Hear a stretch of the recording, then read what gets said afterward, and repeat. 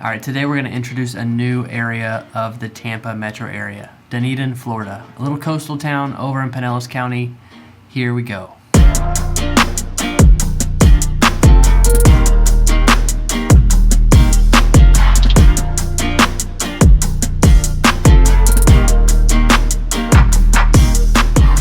Sam, and thanks for coming by the Living in Tampa, Florida channel. Every single week we release videos about what it's like to live, work, play, and move to the Tampa, Florida area. If that's something you want to follow along with, make sure you subscribe and make sure you hit the little bell so you don't miss any of our future videos. I'm also a licensed realtor in the state of Florida, so if you have any real estate specific questions, please don't hesitate to reach out anytime. All right, today we're talking about Dunedin, Florida. Dunedin is this little coastal town. You see it right here on the map, right in the middle of this Pinellas County. And real quick, some locals really get annoyed by the way I say Pinellas instead of Pinellas or Pinellas. So I've commented back that I probably won't change the way I'm saying it. And that's just how it is. Whenever you're new to a place, you don't always know the way that locals say everything, and I also don't think it's worth adopting every single way that locals say things when it's not like that clear. But here in Dunedin, it is a tricky one as well. My parents were down here for my wedding. I actually got married in Dunedin at a little chapel in Hammock Park. But my parents were coming down for the wedding, and they're like, "Where's this venue?" Blah blah blah. And I told them, sent them the address, and they were referring to the town as Dunedin. And I've heard other people refer to it as Dunedin if they're not that familiar with the area. Luckily, I heard it said before I saw it spelled, so it made sense to me when I saw it. But if you haven't heard it pronounced Dunedin, it is kind of hard to wrap your mind around that pronunciation. Dunedin, now I'm going to struggle to say it because I've pointed out the way I say things, and now I'm in my head about it. Dunedin is right in the middle of this county that I'm not saying the name of. I'll say it. Dunedin is right in the middle of Pinellas County and has a population of about 36,000. To the south of Dunedin is Clearwater. To the north of Dunedin is Palm Harbor. And Clearwater also kind of goes over to the east side of Dunedin as well. The main roads going through this town, kind of on the east side here, is the main highway US 19, and then kind of in the middle of town is the alternate US 19. And this one goes along the water for a little bit, so not really through the middle, but a little easier passageway through town is 19. And then a couple streets that go across, Main Street kind of being the main one. And then when you go a little further north into Palm Harbor, you connect with other roads like Tampa Road. You connect north and south on Belcher, all these kind of roads. It's a pretty easy area to navigate, and it's a pretty sleepy area. Sometimes I ask my wife what kind of videos I should make, and one thing she brought up recently is you should just bring up a map and just talk about the vibe in each of these places. And that's so ambiguous and so subjective. So I want to save you guys from that a little bit, but let's talk a little bit about the vibe of Dunedin, because it is a little bit different than I actually lived in Colorado Springs from 2010 to 2020. And Colorado has a very specific vibe. You know, it's very outdoorsy, it's very athletic. It's also kind of like Western, kind of pioneering, kind of people are, take pride in reusing things and fixing things. And it has this certain kind of mentality in that way. And Dunedin, compared to the rest of Tampa, feels a little more like Colorado to me. So it's kind of beachy. There are big beaches here, and there's like a big sailing community, a big boat community. There is a big marina right here in the middle of town. So it's kind of beachy and athletic, and we'll get into a little bit more of the athletics kind of in some of the interesting points at the end, and kind of where some of that heritage comes from. Also, Dunedin Brewery is the oldest brew pub in Florida. So it has kind of this like microbrewery culture, which also reminds me of Colorado. And Dunedin in particular does have a little more food at the breweries compared to some of the surrounding areas that really are just like tap rooms. They really just have beer. Dunedin incorporates a little bit more food in those. Dunedin is also like really focused on local businesses, whether that's like farmers markets or restaurants or breweries or everything in between.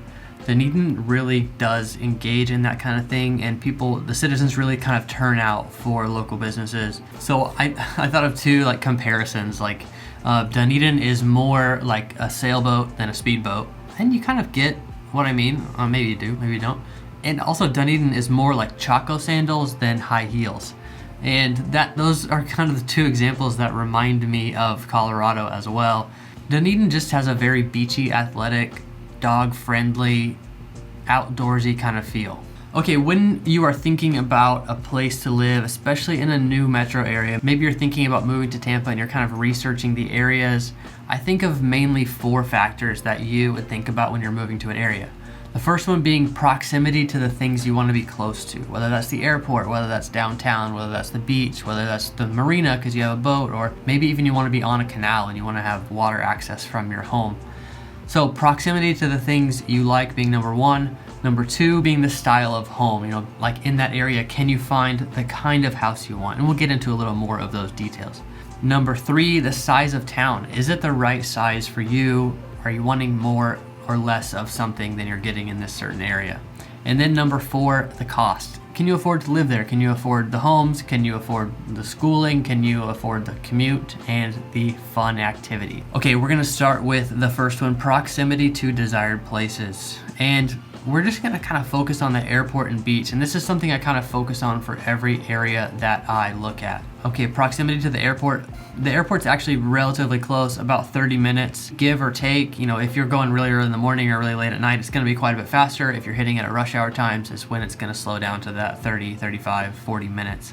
But it's still a pretty simple drive. And when I say simple drive, I think of like, okay, I moved here a year ago. Could I do that drive without using my GPS on my phone? And I'm pretty sure I could. But I do take a unique pride in figuring out my way places, so it might take you a little longer than a year. I might be a little different in that. All right, and then second thing that people often like to be close to is beaches. 10 minutes to Honeymoon Island, and there's plenty of beaches in between along Dunedin Causeway. And then once you get out to Honeymoon Island, you can always take the ferry over to Caudle Island. Also, if you want to go south and go to Clearwater Beach, it's 10-15 minutes as well, kind of depending on your traffic, but it's also really accessible. And one quick add-on here, proximity to boats. The marina is right in the middle of Dunedin, so if you need to store a boat, and this marina might not be the most affordable option, but it is right there. If you needed to rent a boat, rent a jet ski, things like that. Also other rentals that are available, out on Dunedin Causeway, you can rent kayaks, you can rent stand-up paddle boards, and those kind of things out there. And you can also buy used kayaks from that place sometimes. They cycle in new ones every couple of years. So like the end of summer, sometimes they'll have a few that they're trying to sell, but it's worth just, if you want to buy a kayak, going by there and asking, or even just find out when they think they would have a few to sell. All right, second thing is style of home. And kind of the main 2 styles of homes that are worth talking about are the main ones I get asked about. So one being kind of that suburban, coastal looking house. It's stucco, it maybe has a tile roof, and it kind of looks pretty uniform. Other one being a little more craftsman, a little older, and I'm lumping all those in as craftsmen. They might be a little more mid-century modern, or they might be early 20th century. Dunedin really has both of those styles, and the suburbs are a little more toward the east, and then as you get closer to the water, you get these more unique homes. And some of these are on huge lots, some of them are on tiny lots, some of them are big houses, some of them are tiny houses. But they're pretty interesting and very well maintained. And we'll get into that maintenance also in some of the interesting facts at the end. Okay, when it comes to the size of town, in this Tampa area, I kind of think of 3 different categories that kind of explain this. 1 being a city feel, 2 being a suburban feel, and then 3 being a beachy feel. I should add a 4th, like a rural feel, but rural doesn't really apply in this one. This is a lot more of a beachy feel in Dunedin. There's a little bit of suburban areas, but overall the actual feel of the town is very beachy, and when I say beachy, I don't mean like Miami Beach kind of vibes where there's like big skyscrapers. Actually, the water line here in Dunedin has pretty small buildings, which is really nice, and it makes even your just sight out to the intercoastal water very pretty. And now the 4th category of choosing the right area for you being cost. So I specifically focus on housing, schooling, and fun. And housing kind of in this area is pretty pricey. I actually shopped for a house in this area for quite a while when we first moved here. we were in a short-term rental and didn't have to move really quickly. So we kind of took our time looking at houses. And this was in the late summer of 2020. And we were looking for like a 3-bedroom house, 1,800 to 2,000 square feet. And looking around Dunedin, it was too hard to find something that we liked. The things that were in our price range, which we were trying to spend about $300 to $325, the things that were in our price range were usually in really poor condition or on really busy roads.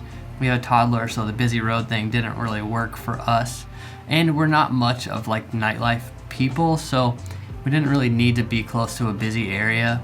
And then the suburban feel of some of those areas to the east in Dunedin just weren't the right feel that we wanted. So a single family home in the Dunedin area really starts around $400,000. And that being, that kind of like 1,500 square foot range, that could be a 2 or 3 bedroom house.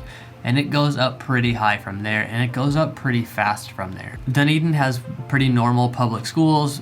They're not known for being good or bad necessarily. If you are interested in more coveted schools, the high school just to the north of here, Palm Harbor University High, is an international baccalaureate high school and has a lot of really rigorous and competitive programs. And through the school choice program in Florida, you could get your child into that high school based on some criteria, or even through the magnet school system, you could likely get your child in that school. But make sure you do your research on those magnet schools and on that school choice system, and maybe even just call the county school board to get some of those questions answered. I'm sure they are answering those questions all the time. And honestly, the reason that I don't know more of those details about schools is because my daughter's only 3, so we're not really asking those kind of questions yet. And because I've never been in that situation, when I do the research, it just doesn't quite make sense to me. I'm sure I'll get the hang of it eventually for kind of what the expectations are and what the reputations are in this area, but I'm not quite there yet. Really, me highlighting schools was to just point out that public schools are accessible. They're not known for being good or bad, so you don't have to pay for school. You don't have to pay for private schools. There are other preschools and daycares available all over the place if you do have young children that you need that for. All right, and then paying for fun. Obviously, there's all kinds of things to do in Tampa, which is a 30-40 minute drive to downtown. And then at the beach, there are all kinds of things to do. I mean, we just like hanging out at the beach. You can rent kayaks and stand-up paddleboards really easily. There's all kinds of places where you can go on boat rides, or you can rent jet skis. There's all kinds of stuff you can do like that. It gets more expensive, obviously, the bigger the watercraft gets, but there's all kinds of affordable options. And even just eating by the water, eating near the water, even hanging out downtown, there's all kinds of festivals and farmers markets and things like that on the weekends in downtown Dunedin. One thing that you can always do for fun as well is go watch baseball. The Toronto Blue Jays have their spring training facility and stadium right in the middle of Dunedin. This is a big draw to the area. It brings a lot of tourism, a lot of short-term rental occupants, and a lot of visitors to these games. And a lot of people that go to these games are actually Toronto fans. They're not only locals. I actually have a buddy who lives in Colorado that used to go to Arizona every spring to watch the Cincinnati Reds, and he would just loved that it was other Reds fans that had traveled there and gone to these games. So that may be a fun thing to do as well. All right, now for some of the interesting facts about Dunedin, Florida, and these obviously subjective, interesting to me as I was doing my research. No livestock is allowed in Dunedin city limits because of a lot of complaints of rampant pigs in 1899, and because of that, livestock is not allowed at all in the city limits. Some people that have called me have asked about this next one, and it's aesthetic code violations. Dunedin has become known a little bit for these code violation enforcements, whether it's that your grass can't be longer than 10 inches or your siding doesn't match, or all these kind of things that they can fine you for based on city ordinances. And they've been known to really hold those fines firm, and those fines accrue very quickly, day after day. And it's hundreds of thousands of dollars every year that they collect just from these fines. Driving through town, it doesn't seem like it would be that hard to maintain the aesthetics of a home in a way that would fit within these, just so you know. It's not like nobody can do it or you have to have a staff. It's not like that, but it is picky and kind of annoying. Okay, here's some other people are going to get onto me for pronunciation. Dunedin comes from the word, well, it comes from a name in Scottish Gaelic. I'm not even gonna say it. I'm gonna say Dunedin because it might be pronounced the same way. Here you see it on the screen. It's the Scottish Gaelic for Edinburgh, which is the capital of Scotland. So a lot of Scottish heritage here in the area, and that is also reflected in some like the Dunedin Highland Games that are kind of an annual outdoor Scottish game kind of thing. There's other excuses for bagpipes and things like that that come about within the city. Also, there is a Dunedin, New Zealand, and as far as I can tell from the phonetic spelling, it's pronounced the same way. New Zealanders, correct me if I'm wrong, and maybe we can get somebody from Dunedin, New Zealand to comment and say hi from the other side of the world. There are a lot of other festivals kind of all the time on the weekends and things like that. I was actually down there yesterday, which is a Sunday. I went down to shoot some time lapses and stuff, and I was downtown, which is kind of like a normally bustling area on the weekends. And the main things that I could get shots of were just vendors taking down tents. And it was like 5:30 p.m. I thought people would be going out to dinner. I thought I would be able to see some normal foot traffic, but there had obviously been some kind of event, and the roads that go through the downtown area, that stretch of Main Street, was shut down completely, so these vendors could take up the entire streets. There's a lot of stuff like that happening down this way all the time. All right, and the final interesting fact, in 2011, the city of Dunedin passed Ordinance 2011-04, which authorized the street legal use of golf carts across approximately 60% of the city. So if you're moving here and you want to drive a golf cart around, this might be a good place for you.